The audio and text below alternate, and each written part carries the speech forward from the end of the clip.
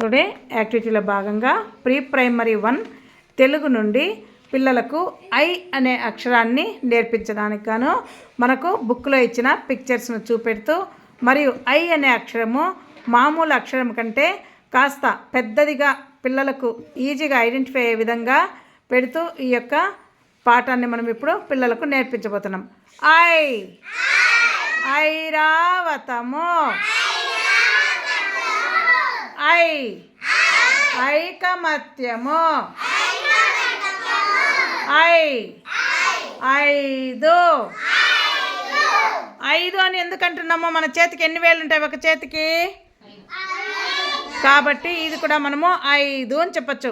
Friends అందరూ కలిసిమెలిసి ఐకమత్యంగా ఉంటాం కాబట్టి ఐకమత్యము. ఐరావతం అంటే ఏమి? ఏనుగు. కాబట్టి ఐ అనే అక్షరానికి మనము ఇన్ని ఎగ్జాంపుల్స్ చెప్పుకోవచ్చు అన్నమాట.